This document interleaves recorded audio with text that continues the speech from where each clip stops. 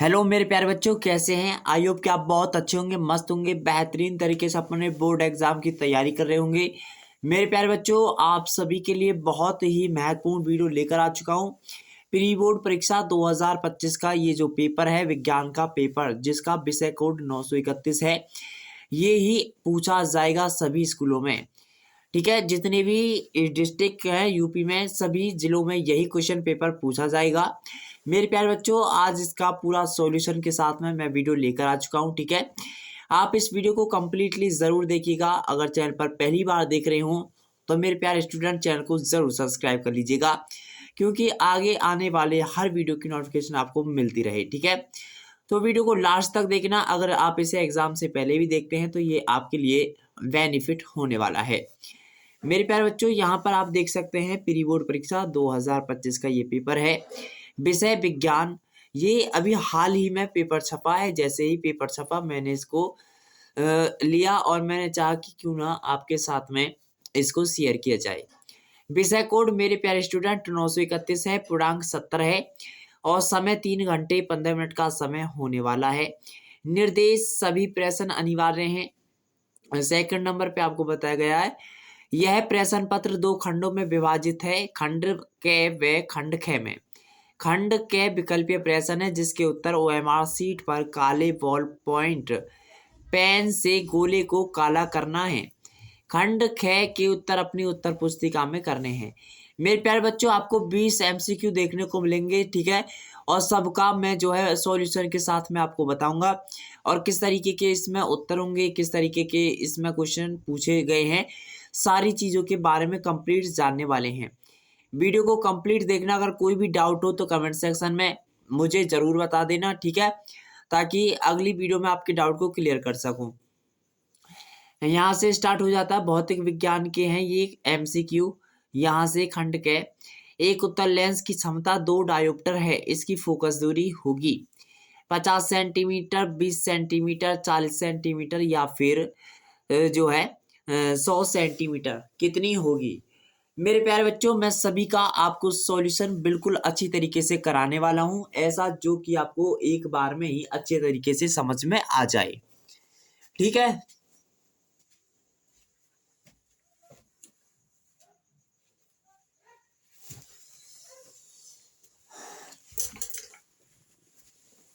तो मेरे प्यारे बच्चों, यहाँ पर आप देख सकते हैं, यहाँ पर हमको दिया क्या हुआ है। यहाँ पर अगर हम देखें तो हमको दिया हुआ है क्या, क्षमता दी गई है 2 डायोप्टर। और डायोप्टर यानी क्या होता है, P बराबर 1/F होता है। ठीक है, 1/F। अब यहाँ पर F हमसे पूछा, यानी F यहाँ पे फोकस दूरी होती है और P होता है लेंस की क्षमता। लेंस की क्षमता P होती है, जिसका जो है मात्र क्या होता है, डायोप्टर होता है। यानी P का मान कितना है, P का मान 2 है बराबर में 1/F।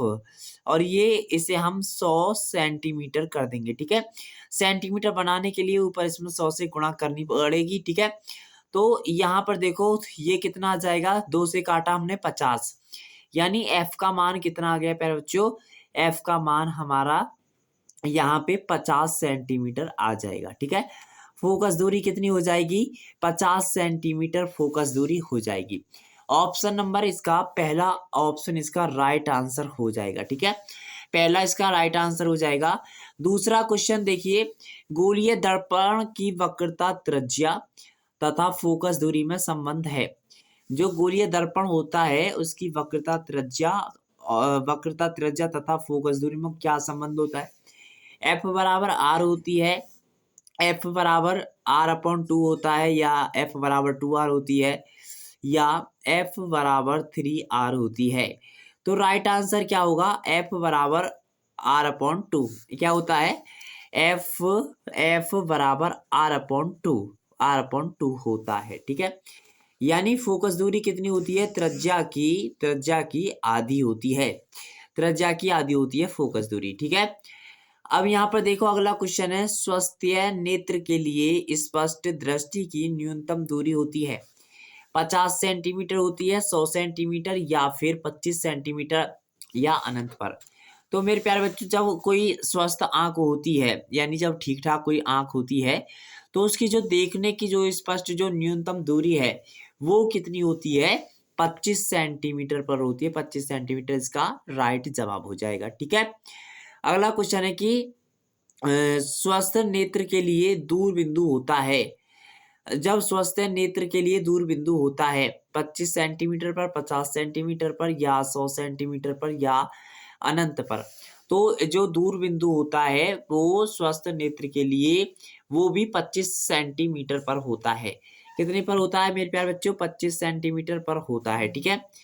अगला क्वेश्चन है, अगला क्वेश्चन 5वां क्वेश्चन है, किसी धातु के तार में, जब कोई किसी धातु के तार में वैद्युत धारा का प्रवाह होता है, जब किसी धातु के तार में वैद्युत धारा का प्रवाह किसके कारण होता है? ऑप्शन पहला है मुक्त इलेक्ट्रॉनों के द्वारा, दूसरा है प्रोटॉनों के द्वारा, तीसरा आयनों के द्वारा, चौथा है न्यूट्रॉनों के द्वारा। मेरे प्यारे बच्चों, इस क्वेश्चन का राइट जवाब क्या हो जाएगा? किसी धातु में जब तार में वैद्युत धारा प्रवाह होती है तो वो मुक्त इलेक्ट्रॉनों के द्वारा प्रभावित होती है। ऑप्शन नंबर पहला मुक्त इलेक्ट्रॉनों के द्वारा इसका राइट आंसर हो जाएगा। ठीक है। अगला क्वेश्चन है कि प्रतिरोध का मात्रक है। मेरे प्यारे स्टूडेंट, प्रतिरोध का मात्रक क्या है? क्या एम्पियर है, वोल्ट है, ओम है, या कूलाम है? कूलाम किसका होता है? आवेश का होता है।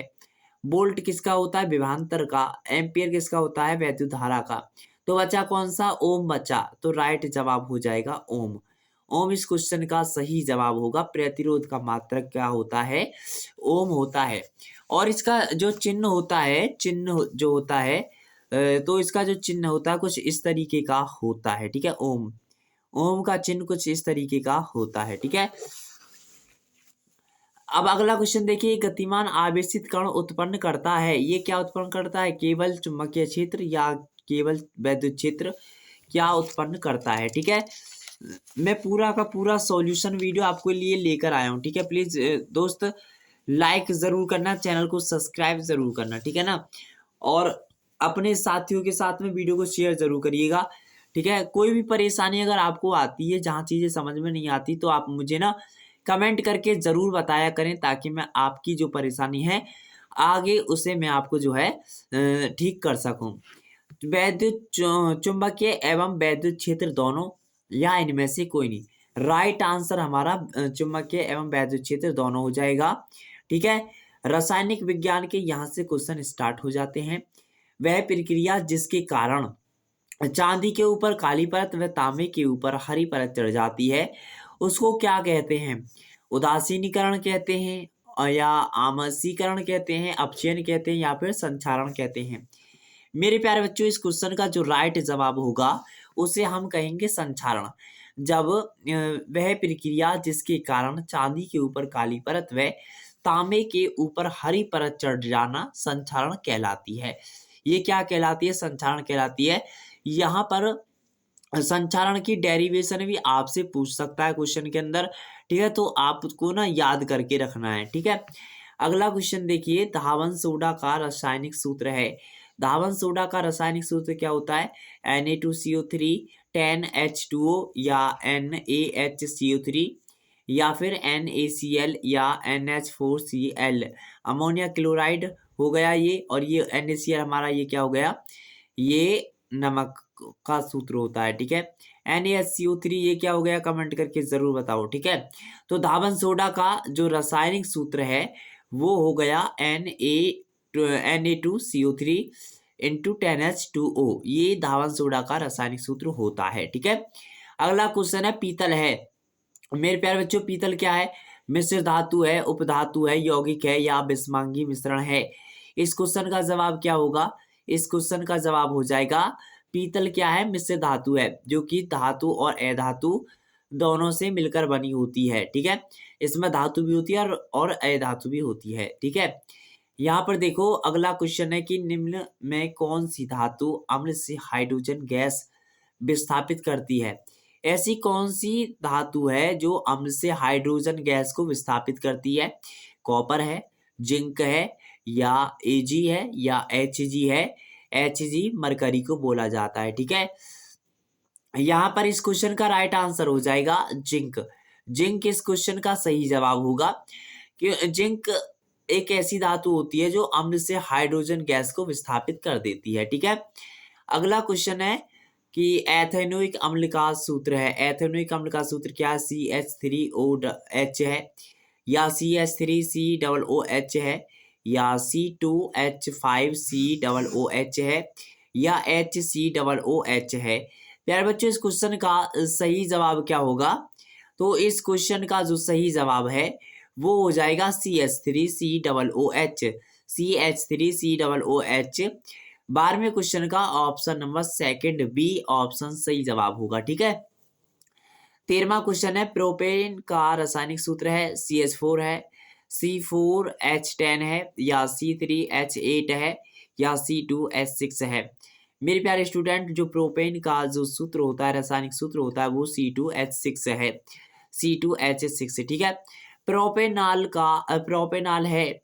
प्रोपेनाल का सूत्र क्या होता है? C3H4OH है, या ऑप्शन नंबर बी में क्या है? C2H5OH है, या C3H7OH, या फिर C3H6O है।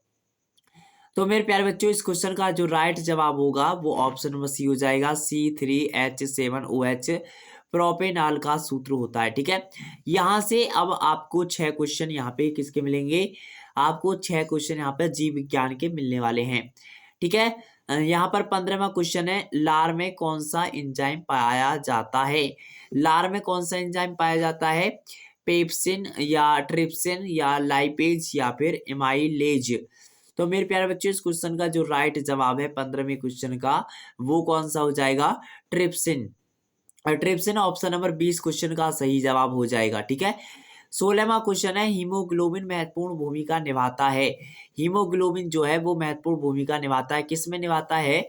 उत्सर्जन में, पाचन में, या वृद्धि में, या फिर श्वसन में। राइट आंसर हो जाएगा श्वसन, ऑप्शन नंबर डी इसका सही जवाब होगा। ठीक है, 16 क्वेश्चन हमने बहुत अच्छी तरीके से किए। आपसे रिक्वेस्ट है, इनको ना प्लीज तैयार जरूर कर लीजिएगा। ठीक है, यही आपका प्री बोर्ड एग्जाम में पूछा जाने वाला है। इनोसिलिन नामक हार्मोन से स्रावित होता है, अग्नाशय से, आमाशय से, यकृत से, या फिर वृक्कों से। राइट आंसर क्या हो जाएगा? यकृत से इस क्वेश्चन का सही जवाब होगा। ठीक है, 18वां क्वेश्चन है कि मुकुलन पाया जाता है। मुकुलन किस में पाया जाता है? प्लेनेरिया में, हाइड्रा में, या लिस्मानिया में, या फिर इन सभी में। तो मुकुलन हाइड्रा में पाया जाता है। कहाँ पे? हाइड्रा में पाया जाता है।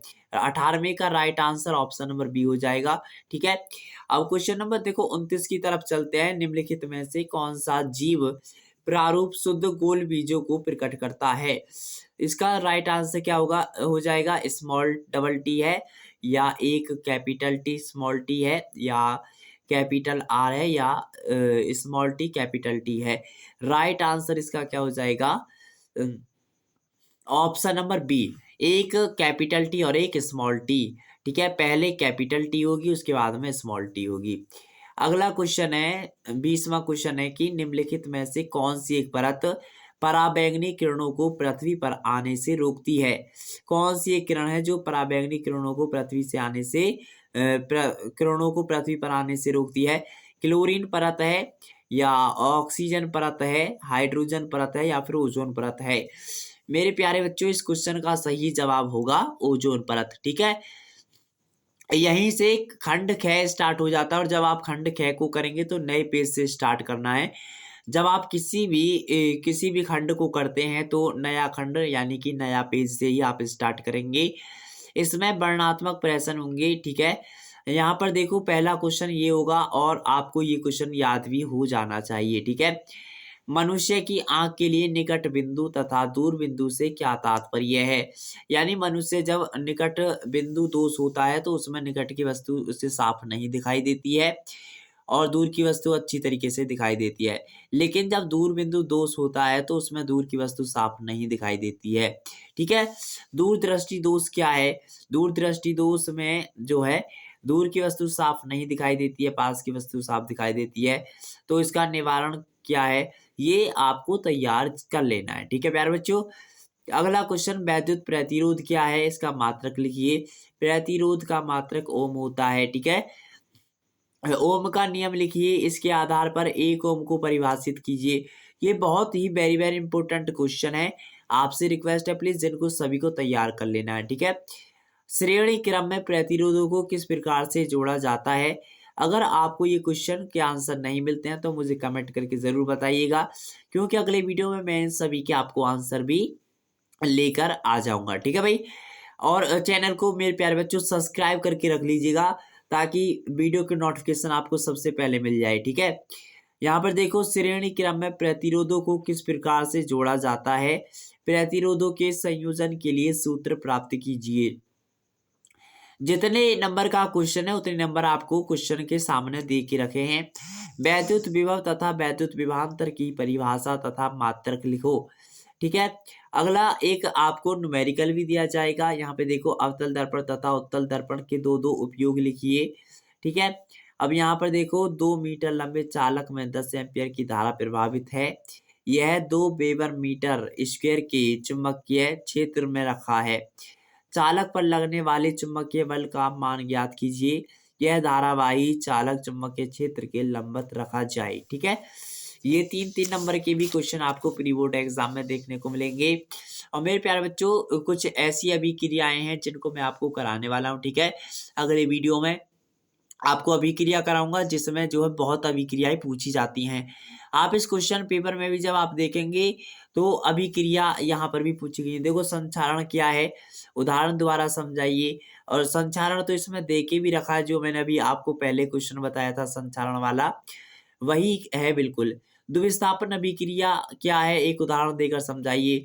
तो मेरे प्यारे बच्चों, जितनी भी अभिक्रियाएं हैं मैं आपको उनको सभी को कराने वाला हूँ। ठीक है, क्या होता है जब केवल रासायनिक समीकरण आपको यहाँ पे लिखना है। ठीक है, ये आपको मैं एक वन शॉट लेकर आऊंगा जिसमें क्या होता है जब केवल यही क्वेश्चन रहेंगे। ठीक है, अगला देखिए, अगला क्वेश्चन नंबर 7, आपका प्रश्न नंबर संख्या 7, जिसमें के निम्नलिखित पर संक्षिप्त टिप्पणी लिखिए। समजातीय और सजातीय श्रेणी पर आपको जरूर टिप्पणी देखने को मिलेगी। कार्बन की चतुष्फलकीय प्रवृत्ति, एथेनोइक अम्ल के अस्टीकरण की क्रिया की रासायनिक समीकरण तथा इसकी NaOH व NHCO3 के साथ अभिक्रिया भी लिखें। अगर आपको ये क्वेश्चन नहीं याद है तो आप इसे कर सकते हैं। रेडॉक्स अभिक्रियाएं क्या होती हैं, उदाहरण देकर स्पष्ट कीजिए। और मेरे प्यारे बच्चों, ये क्वेश्चन बहुत ही इंपॉर्टेंट क्वेश्चन है। भर्जन व निस्थापन में विभेद कीजिए। ये क्वेश्चन आपके बोर्ड एग्जाम के लिए भी बहुत ही इंपॉर्टेंट है। ठीक है, अगला यहाँ पे स्टार्ट हो जाता है उपखंड। इसमें देखिए, दोहरा परिसंचरण पर संक्षिप्त टिप्पणी लिखिए। उत्सर्जन को परिभाषित करते हुए एक वृक्काणु की संरचना का वर्णन कीजिए। ठीक है, अगला क्वेश्चन, प्रतिवर्ती क्रिया को उदाहरण सहित समझाइए। 2 नंबर के क्वेश्चन, 3 नंबर के क्वेश्चन, 1 नंबर के क्वेश्चन, हर प्रकार के यहाँ पर क्वेश्चन आपको देखने को मिलेंगे। ठीक है, एक तंत्रिका कोशिकाकार नामांकित चित्र बनाइए। तंत्रिका कोशिकाकार नामांकित चित्र बनाइए। स्वपरागण तथा परागण में विभेद कीजिए। बहुत इंपॉर्टेंट क्वेश्चन है। पुष्प की अनुदैर्ध्य काल का नामांकित चित्र बनाइए। अगला क्वेश्चन 11वां है, परिवार नियोजन की स्थायी विधियां कौन सी हैं। किन्हीं 2 पर संक्षिप्त टिप्पणी लिखिए। ठीक है, और पुनरुद्धावन का क्या तात्पर्य है, एक उदाहरण द्वारा स्पष्ट कीजिए। ठीक है, ये है, या फिर आप इसे कर सकते हैं, लिंग गुणसूत्र किसे कहते हैं, मानव में लिंग निर्धारण की प्रक्रिया को समझाइए। मेरे प्यारे बच्चों, यहाँ पर ये क्वेश्चन भी है, खाद्य जाल को एक उदाहरण द्वारा स्पष्ट कीजिए। एक उदाहरण द्वारा स्पष्ट कीजिए। ठीक है, इस क्वेश्चन का सही जवाब कमेंट करके बताइएगा। आपको जो भी चीजें समझ में ना आई हो मुझे कमेंट करके बताइएगा। ठीक है, मैं नेक्स्ट वीडियो में सभी क्वेश्चनों के आंसर लेकर आ रहा हूँ। ठीक है ना, आप चिंता मत करिएगा और प्लीज इन सभी क्वेश्चनों को आप तैयार जरूर कर लीजिएगा।